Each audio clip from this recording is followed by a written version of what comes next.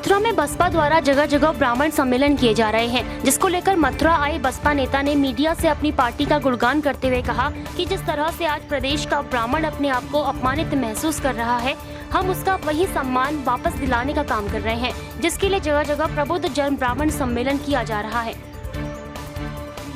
नहीं, प्रबुद्ध वर्ग का सम्मेलन पूरे उत्तर प्रदेश में हम लोग कर रहे हैं और ख़ास तौर से उसमें ब्राह्मण समाज जिस तरह से आतंकित है, प्रताड़ित है, उसको उसके बीच में जा कर के उनकी बात सुन करके उनसे बातचीत कर रहे हैं और उनका मान सम्मान स्वाभिमान जो छीन लिया गया है उसको वापस दिलाने के लिए हम लोग आगे निकले।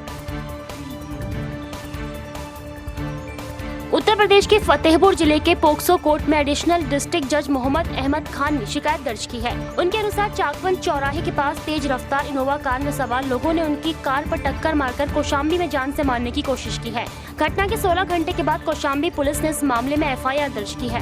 हालांकि कौशाम्बी के SP राधेश्याम ने बताया कि पुलिस की शुरुआती जाँच में ये महज एक हादसा है, पुलिस जाँच पड़ताल कर रही है। एक इनोवा गाड़ी पीछे से हमारी गाड़ी से टकराई। उसने एक बार, हमारी गाड़ी धीमी चल रही थी वहाँ पर, उसने एक बार जज साहब बैठे उधर साइड में टकराई, फिर दूसरी बार फिर दोबारा से टकराई ड्राइवर साइड में। पहले बरेली में पोस्टिंग थी उनकी, उन्होंने बेल खारिज कर दी थी, उनको पहले भी धमकी दी जा चुकी है। बरेली में पोस्टिंग थी, जमानत न देने, जमानत नहीं दी थी, जमानत खारिज कर दी थी। इसकी वजह से उनको जब से उनको धमकी मिली चुकी है।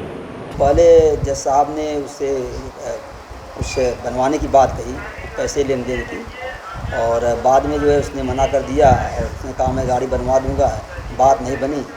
तो जज साहब उसी चौराहे से यूँ एक एप्लीकेशन लिख करके कि इन्होंने जान से मारने की नीयत से जो है मेरे ऊपर गाड़ी से टक्कर की मारा, और वो एप्लीकेशन दे करके उसकी उस ड्राइवर की जो इनोवा का ड्राइवर था मोहम्मद उमर, उनकी मोबाइल भी साथ में दे गए और वहीं से अपनी गाड़ी के साथ चले गए।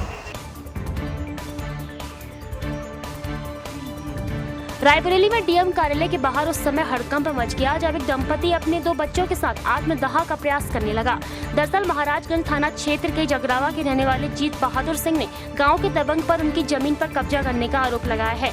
वहीं भाजपा नेता शरद सिंह भी दबंगों के साथ मिले हुए हैं। इसके बाद DM ने खुद मामले का संज्ञान लिया और जाँच के आदेश दिए हैं।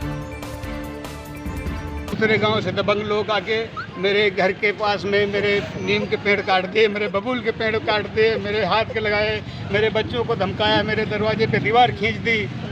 अब ऐसे ऐसे परेशान कर रहे हैं। 35-40 लोग मिलके सब कब्जा कर रहे हैं हमारे घर पे। थाना और प्रशासन वहाँ जो महाराजगंज पे वो क्या वो कुछ नहीं कर रहे हैं। मैं 3 दिन से SDM साहब के पास जा रहा हूँ, आश्वासन देते हैं कि शाम तक किसी को भेजते हैं, शाम तक किसी को भेजते हैं, कोई नहीं आया। और जब से मैं SDM साहब के पास जाने लगा, वहाँ 4-5 आदमी काम करते थे, SDM के पास आके उल्टा गया तो 35-40 लोग काम करने लगे। इसका मतलब कि मिले हुए हैं, उन्होंने बताया होगा।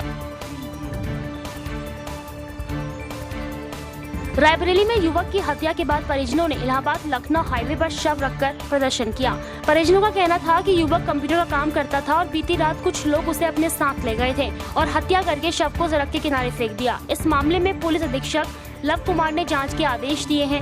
SDM सदर ने भी मौके पर पहुंचकर महिलाओं को समझाया, जिसके बाद जाम को हटवाया गया। 2022 विधानसभा चुनाव से पहले ब्राह्मणों को रिझाने के लिए बसपा की ओर से कराए जा रहे प्रबुद्ध वर्ग सम्मेलन को लेकर राजनीति सरगर्मी तेज हो गई है। कांग्रेस नेता शरद शुक्ला ने बसपा पर तुष्टीकरण की राजनीति करने का आरोप लगाते हुए ब्राह्मणों के कांग्रेस में घर वापसी का दावा किया है। तो वहीं दिव्यांग सपा नेता ने ब्राह्मणों और सपा का संबंध कृष्ण और सुदामा की दोस्ती से जोड़कर बताया। दूसरी ओर भाजपा ने कहा कि हम जातिगत राजनीति नहीं करते, हम सबका साथ, सबका विकास और सबके विश्वास को साथ लेकर चलते हैं। वही सरकार बनेगी जो सब चीज़ का ध्यान रखे, ख्याल रखे, हर चीज़ के परेशानी ना हो। और जब से तो परेशान हर इंसान है, कोई खुश नहीं है, कोई भी जनता जो है खुश नहीं कर रहे है। हर आदमी परेशान है, छोटे वर्कर का बिल्कुल ही बेकार हैं।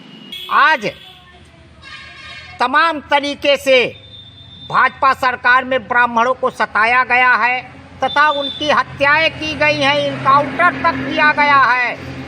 और आज जब चुनाव नज़दीक आया है तो सभी ब्राह्मणों के ऊपर रुख कर रहे हैं। अब की सभी ब्राह्मण जो हैं हमारे भाई, वो सभी समाजवादी पार्टी की तरफ रुख कर लिए हैं और आदरणीय अखिलेश भैया को 2022 के चुनाव में विजय श्री का राज तिलक करने का काम करेंगे। वो जातिवाद की राजनीति करते हैं, हम लोग जातिवाद की राजनीति नहीं करते। सबका साथ, सबका विकास, सबका विश्वास। वो लोग आज ब्राह्मण की बात कर रहे हैं जिनके सरकार में हज़ारों लोगों को और SC/ST एक्ट के मुकदमे लगे। वो लोग इसकी बात कर रहे हैं जिनका एक भी जिला अध्यक्ष ब्राह्मण नहीं है, वो ब्राह्मण सम्मेलन की बात कर रहे हैं। हम तो सबका साथ, सबका विश्वास की बात करते हैं। जात पर कोई भरोसा नहीं। पूरा राष्ट्र, पूरा 125 करोड़ देशवासी, भारतवासी सब अपना है। मैं ये समझता हूँ कि इस तरह के जो ब्राह्मण सम्मेलन लगातार किए जा रहे हैं, लगातार 4.5 वर्ष के कार्यकाल में योगी आदित्यनाथ जी की सरकार के अंदर लगातार बहुत सारे ब्राह्मणों को उत्पीड़न किया गया, अत्याचार किया, उनकी हत्याएं तक की गई। मैं ये दो दल जो लगातार सम्मेलन कराने की बात कर रहे हैं, इनसे मैं पूछना चाहता हूँ, क्या पिछले 4.5 वर्ष के कार्यकाल में ब्राह्मणों के उत्पीड़न के ऊपर इनके मुंह से कोई बयान तक आया है? कहीं इन्होंने धरना प्रदर्शन आंदोलन कहीं पर किया है? और चाहे ये 4.5 साल की सरकार योगी जी की रही हो, चाहे मायावती जी की सरकार रही हो, और चाहे वो अखिलेश यादव जी की सरकार रही हो, लगातार सारी सरकारों में ब्राह्मणों को टारगेट करके उनका उत्पीड़न करने का काम किया गया है।